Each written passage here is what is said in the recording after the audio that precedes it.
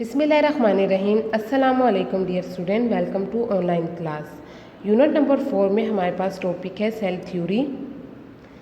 Cell theory हमारे पास कहाँ से आती है? जैसे ही माइक्रोस्कोप के स्ट्रक्चर में और हमारे पास माइक्रोस्कोप में डेवलपमेंट होती गई, तो जो सेल ऑफ ऑर्गेनिज्म होते हैं उसको भी डिटेल से स्टडी करते गए।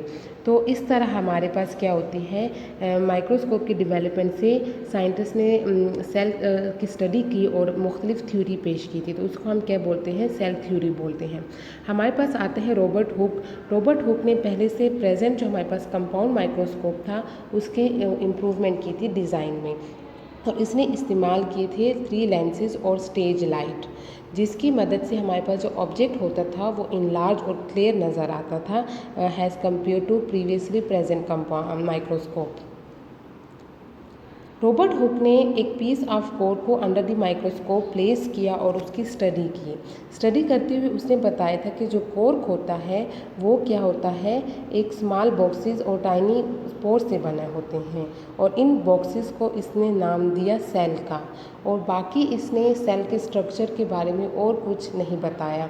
तो हमारे पास रॉबर्ट हुक क्या था? फर्स्ट साइंटिस्ट था जिसने सेल को ऑब्जर्व किया था with this small microscope. Robert hook के बाद हमारे पास डच साइंटिस्ट आते हैं, एंटोन वैन लीeuwenhoek।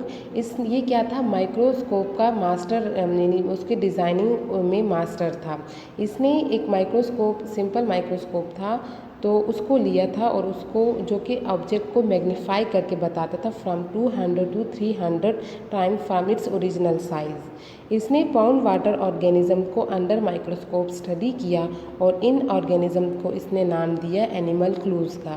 तो बेसिकली हमारे पास लीeuwenhoek क्या था? फर्स्ट साइंटिस्ट था जिसने यूनिसेलुलर ऑर्गेनिज्म को ऑब्जर्व किया था। नेक्स्ट हमारे पास है जीन बैप्टिस्ट डी लेमार्क। इसने 1809 में ये स्टेटमेंट दी थी कि जितने भी लिविंग ऑर्गेनिज्म होते हैं वो बने होते हैं सेलुलर टिश्यू से, यानी हमारे पास लाइफ क्या होती है वो सेल पे डिपेंड होती है। तो सेल हमारे पास क्या होती है? लाइफ तभी एग्जिस्ट करेगी जब वो ऑर्गेनिज्म सेल से बने होते हैं। सेल के बगैर लाइफ एग्जिस्ट नहीं करेगी। तो सेल क्या होते हैं? Basic structural and functional unit of life है। ये हमारे पास इसकी स्टेटमेंट थी। बाद हमारे पास साइंटिस्ट आते हैं रॉबर्ट ब्राउन। रॉबर्ट ब्राउन एक बॉटनिस्ट था, यानी स्टडी ऑफ प्लांट जो करते हैं उसको हम क्या बोलते हैं? बॉटनिस्ट बोलते हैं। इसने 1839 में जब सेल का स्टडी कर रहा था तो उसने डिस्कवर किया था न्यूक्लियस, यानी सेल के हमारे पास सेंटर में डेंस ऑब्जेक्ट पाए जाते हैं। डेंस ऑब्जेक्ट था जिसको इसने नाम दिया था न्यूक्लियस। बाकी इसने न्यूक्लियस के फंक्शन के बारे में कोई इन्फॉर्मेशन नहीं दी थी। जर्मन बॉटनिस्ट हमारे पास था मैथिस श्लेडान। इसने हमें क्या किया था? ये भी बॉटनिस्ट था और प्लांट की स्टडी करते हुए इसने कहा था कि जितने भी प्लांट क्या है वो ऑर्गेनिज्म होते हैं और वो बने होते हैं सेल से, और सेल का जो हमारे पास प्लांट क्या होते हैं उसका जो स्ट्रक्चरल और फंक्शनल यूनिट होता है वो क्या होता है? सेल होता है।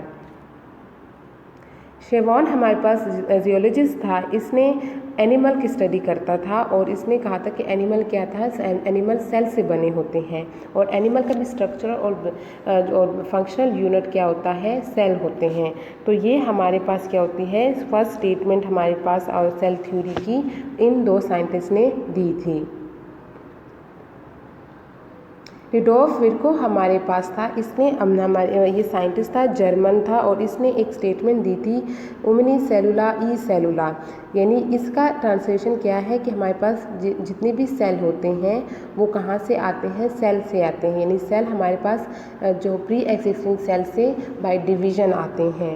यानी ये हमारे पास एक सेल है, जब इसकी डिवीज़न होती है तो हमारे पास 2 न्यू सेल बनते हैं। तो ये सेल हमारे पास कहाँ से आए हैं? पहले से प्रेजेंट सेल से आए हैं। स्पॉन्टेनियसली कोई सेल हमारे पास नहीं बनता।